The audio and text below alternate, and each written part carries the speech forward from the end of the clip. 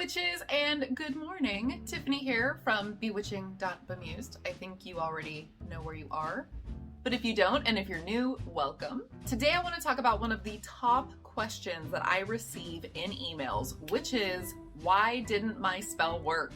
I always feel really bad when I get these emails because they're just really difficult to answer without having a lot of context about you, about your practice, about the spell that you used, what you wanted to get out of that spell.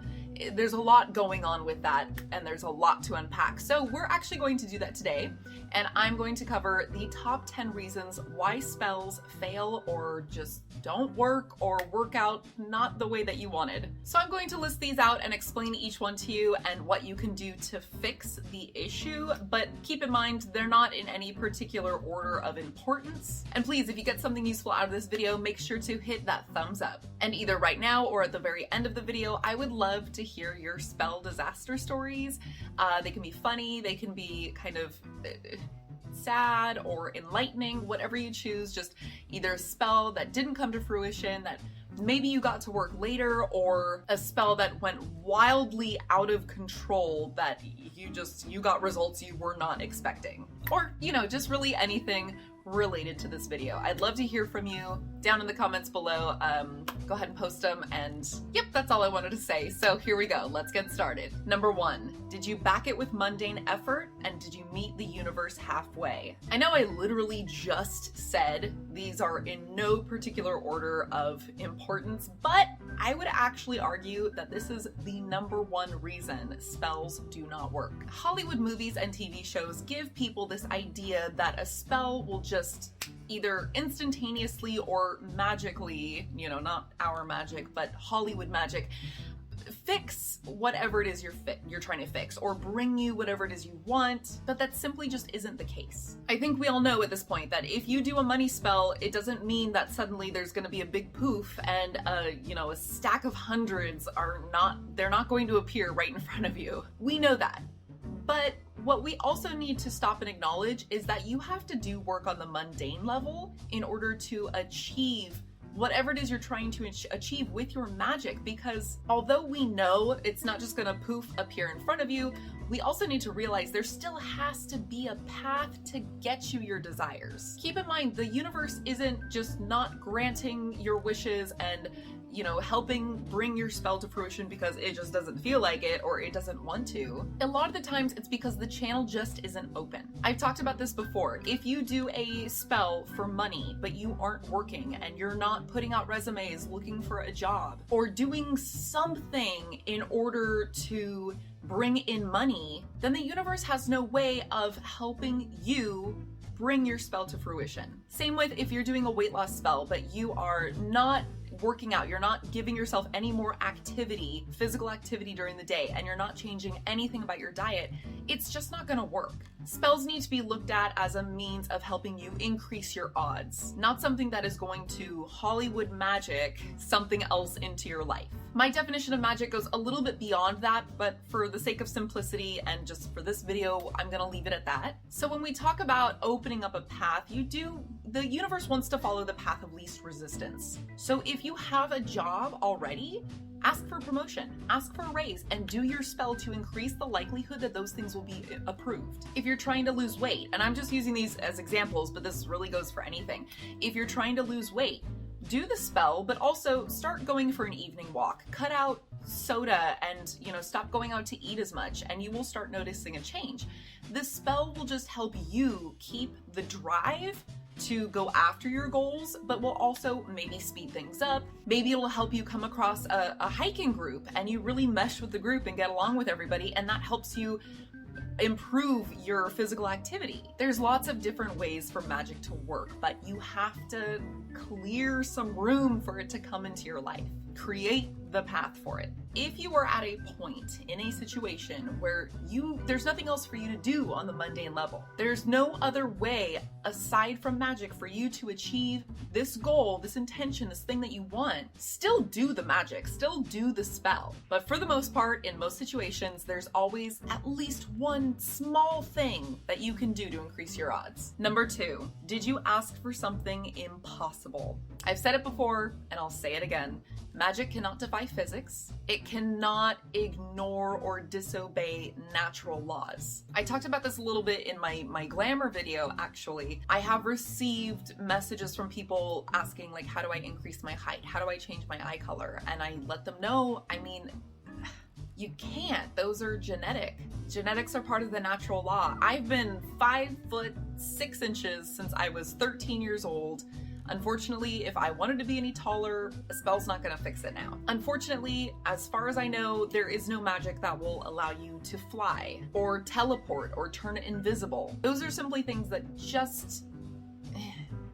I mean, it would be great, don't get me wrong, but just like with number one, the universe needs a path. And if within the laws of nature that path does not exist, magic will not make it so.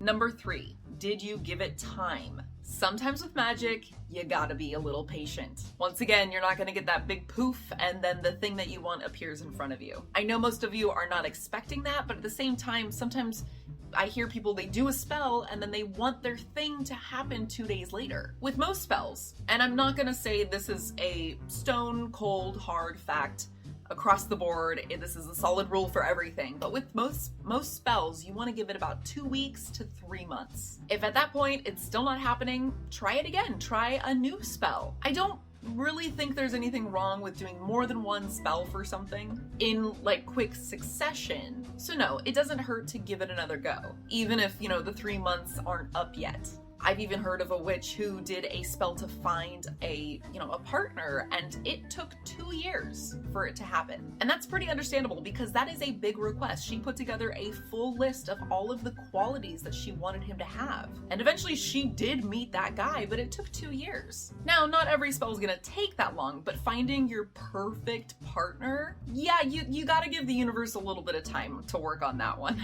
It's a big request. Number 4, were you too specific or not specific enough? So let's start off with being too specific.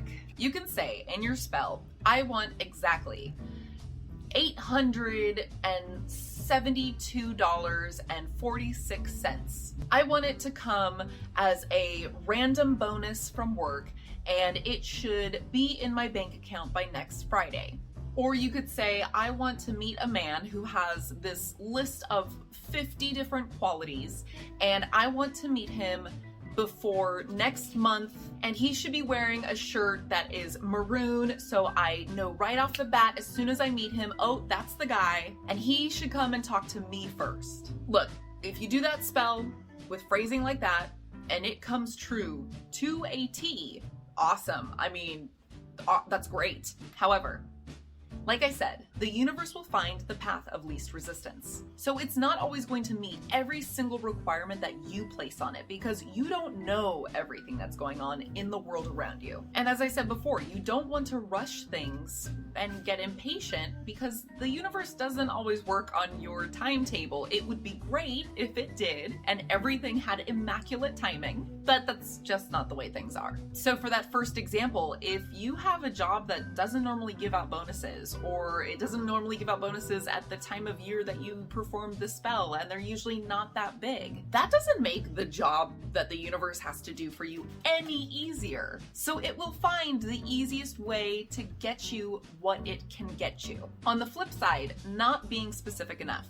Now, we've all been in a situation where time is of the essence, and you need something fast, whether that's to pay rent, or just whatever. Yeah, sometimes you might want to, put a date in there. It may work, it may not.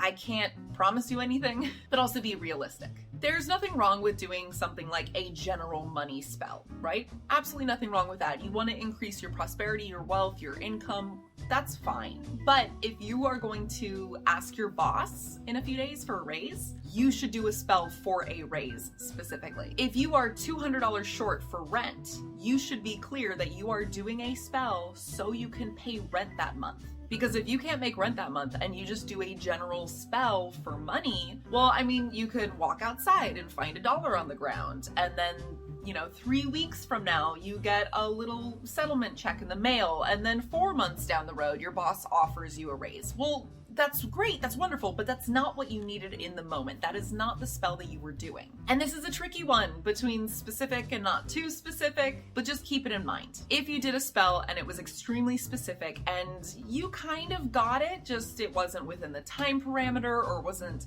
exactly what you wanted or didn't happen exactly the way that you wanted it to, well, just don't be surprised. You still got what you needed or what you wanted, but it just wasn't able to be delivered to you in the means, on a silver platter, in the specific means that you wanted. But that doesn't mean your spell failed. Number 5, was the spell too simple or too complex? I am very much of the belief that if you feel something strongly enough, you do not need a complex spell. You can shout angrily into the wind, and that can be a spell. If you are passionate about it, and if you are assigning that action and those words your belief that this will work, that's all you need. That's also why something as simple as sigils work so well. But here's the tricky part. When you do a spell that's a bit more involved, and when I say that, I mean you are using props, they're props, correspondences. You are lighting the candle and burning the incense, and you're using the herbs, and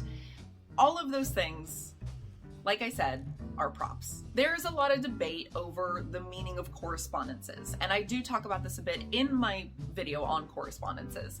There's a lot of debate about where they come from, why a certain intention corresponds with a particular item or color, herb, shape, zodiac sign, all of the correspondences you can possibly think of. In my opinion, and this is my opinion, but it is also a pretty widely held opinion, correspondences, just like your magic, is important. They are significant because you assign them belief. Not only that, but because they are significant to you. That is why I always stress in any one of my videos where I show you how to do a spell, I stress often, use what works for you. And that's not just about, well, if you don't have this herb on hand, just use whatever you got. It's more about, if this herb that I'm telling you to use doesn't, you don't like the smell of it, or it just doesn't link up in your mind with this intention, then don't use it. Basil is widely used for wealth and prosperity. I love using basil for those types of spells because the texture and color of it reminds me of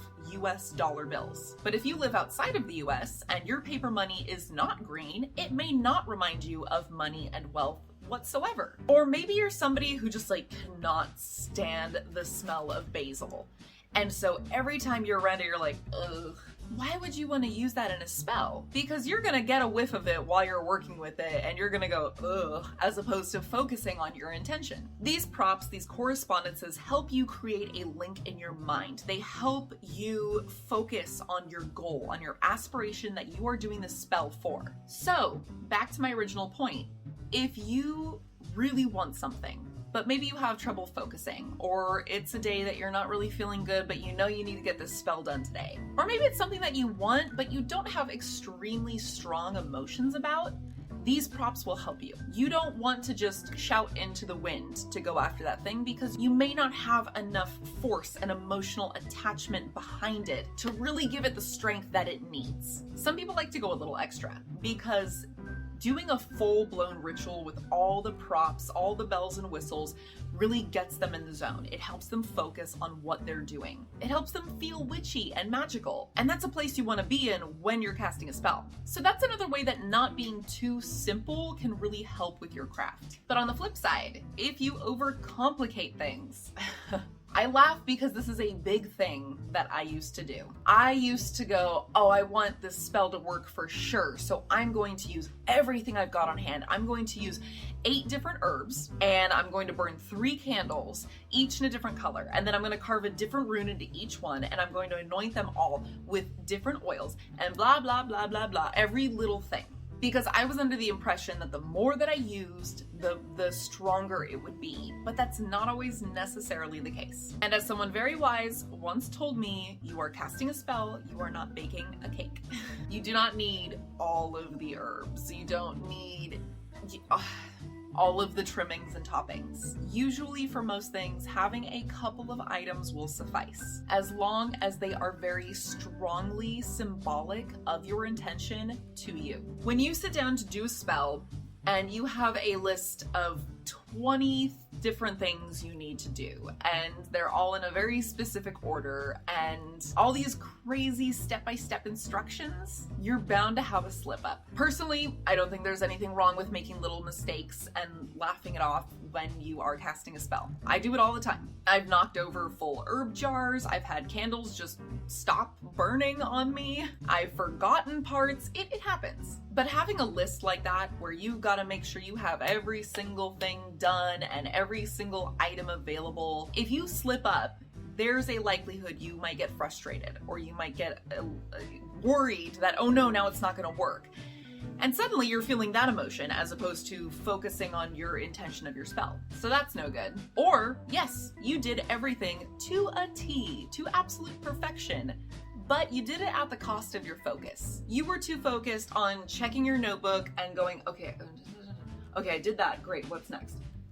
And focusing on that as opposed to focusing on what you're actually doing. That's also a big reason why when I offer you guys spell videos, I don't usually give you an incantation, something to say. I tell you to just speak from the heart, tell the universe what you want. That way it's organic, it's natural, it's just, you don't have to fumble over words and concern yourself with saying it perfectly. You're just being natural with it and expressing yourself. And that's really the most powerful way to speak to anybody, whether that is a god or goddess, whether that is your significant other or whether it is you casting a spell and throwing it out into the universe. You also run the risk of using items that aren't actually meaningful to you. So like I already said, make sure that all of your ingredients are meaningful, and you also want to make sure that they are specific within the spell. Just like you want to be specific without being too specific with your intentions, same goes for your ingredients. Number 6, do you have a relationship with the entity you're petitioning? If you are petitioning an entity, whether that's a god, a goddess, the fae, an ancestor, whomever, for something or something you want to happen, make sure you have a relationship with them first. Establish a connection first. If I had a neighbor that I've never ever spoken to before, I'm not gonna go over to their house and be like, hey, I'm going out of town for a week. Can you take my trash cans out and then bring them back in afterwards? That'd be great, thanks. Unless they're super nice, how well do you think that's gonna go over? And we usually tend to ask for much bigger things than just taking the trash cans out and bringing them back in when we're doing spell work. So don't just call upon a goddess or a saint or one of your ancestors out of the blue and say, hey, help me get this thing. Because they're just gonna be like, hold up, who are you? Spend a little bit of time beforehand putting out offerings, trying to meditate upon them, try to speak to them, pray to them, have a dialogue. Honor them through action, through decoration, through offerings, in whatever way you know that they would appreciate. You know, do a little bit of research, find out what they like, and put in a little bit of effort to build that relationship before you go around asking for favors. Number 7, did you finish the spell? There are a lot of spells that don't just happen the one time and then that's it. They go on for a period of time. I did a spell where I had 4 candles and I lit one for the start of the spell, and then I said I was going to light each one on the following Sunday until they were all done. Now, if I stopped short and I forgot, maybe the next week or on the 3rd week, and I just didn't burn it at all, or I burnt it late, like a few days late, or whatever, I wouldn't have expected that spell to work. I didn't finish it properly. And this also kind of goes back to who you're petitioning. If you say, you've built a relationship and you say, do this for me and I will give you this, and you start to see that spell working, but then you don't follow through on your end of the bargain, yeah, it's probably going to get taken away from you. So if you say you're going to do something, just commit to it. Make sure you finish your spells. Number 8, did you personalize the spell? All right, I'm not going to go on a big rant about this one because I already went on a big rant about why you should use very personal correspondences. I'll mostly just leave it at that. I will say there is nothing wrong with doing a spell that somebody else told you about or that you found online or, on my channel. Just make sure to make it your own. If an ingredient doesn't make sense to you or you need to reword the incantation, do so. Please do so. The more you make it your own, the more you personalize it, the more impactful it's going to be to you, the more symbolic it will be to you, and therefore the more impactful it will be in general. So please, personalize your spells. Number 9, were you focused? This is a big one. I mentioned earlier about making sure you don't get distracted by, other emotions and feelings or other thoughts. I go on a lot about staying focused in my meditation video because it is so crucial. So were you focused? Have you been keeping up with your meditation or your mindfulness practices? Did you leave the TV playing in the background while you were doing your spell work? Did somebody come in and interrupt you halfway through? Every time something like this happens, it throws off your focus, and that throws you off your game. You need to have just your one crystal clear intention in mind when you are doing spell work. You don't want to muddy it up with other feelings and other thoughts. So meditate, please, just meditate. Especially because I know not all of us can get, work in a soundproof room. I know for me, my pets are constantly making noises in the background. There's always something going on outside that's noisy, whether it's the middle of the day or the middle of the night, it's always happening. It's really not possible for me to get complete silence, and I don't want to do spell work with headphones on. I could, I guess, but I'd rather just focus on my meditation, which I should be doing anyway, and that helps me strengthen the ability to tune all of that stuff out. So whatever it is that you do, whether it's guided meditation, moving meditation, just sitting and keeping your mind clear, whatever it is, make sure that's a practice that you are working on, and you should be doing it daily. Same with mindfulness practices. Those will keep you in the moment. That is a skill that takes time to build up and time to maintain it. Like I said earlier, something as simple as a sigil or just shouting into the wind could serve as a perfectly fine spell. But if your mind is on like 20 different things, that's not gonna work. And yes, having personalized correspondences, if you're using these props for a spell, will help you maintain that focus. But a lot of it is just you fighting your own mind. Number 10, was it meant to be? Okay, I know this is the one we all dread and we never want to think about and is really difficult to face. But sometimes it's just not meant to be. You have to keep in mind that even though you are a strong, powerful witch, there are always other forces at play. Not all of the agendas of the universe are going to line up perfectly with your own. Sometimes a spell may not work because something better is right around the corner. Or maybe you are supposed to face a difficult time right now so you can then come out of that difficult time a better person, a stronger person, and then you will get the thing that you're after. And maybe that's already planned for you. Maybe as long as you rise to the occasion and your actions are just and you take responsibility for your life, maybe it was already kind of destined that you're supposed to come out the other end and get that thing that you are currently doing the spell for, but you gotta go through this thing first. Or consider, why we never tell people like, oh, do a spell to win the lottery. Do you know how many people are doing their own spells to win the lottery? And I don't just mean witches. I mean even just the average person who picks their lucky numbers, stashes it in their wallet as, a symbol of the money I get from this will now be in my wallet as soon as I win. Has their significant other, blow on the dice or kiss their, poker chips or whatever. Those are all subtle forms of magic that most people don't even realize, they're performing magic. So if you buy a lottery ticket and you cast a spell to win, does it increase your odds? Sure. But everybody else who's buying a lottery ticket and they're doing some sort of superstitious or personal belief-based luck action is also performing their own magic to win. So you might have increased your odds, but so did everybody else. And that's a lot of competition. So that's just another way that other forces may be at play with what you're going after. There's lots of other ways that other forces in the universe may be, meddling in your cause, but this video is probably already long enough as it is. So I'm just gonna call it a day there. You guys, you get the idea. So those were my top 10 reasons of why spells may not work. Like I said, I'd love to hear from you in the comments below, even if it's just to say hi. If you enjoyed this and got something out of it, please hit that thumbs up. And if you're brand new, please subscribe, hit the little bell so you get notifications for all my new videos, and welcome. As always, I'm always just a quick Instagram message or email away. You can reach me at either one or just give me a follow on Instagram just cuz. I hope you all had a wonderful Thanksgiving this past week. I can very much tell you I am grateful for all of you. I'm at over 500 subscribers now. I'll see you all next week.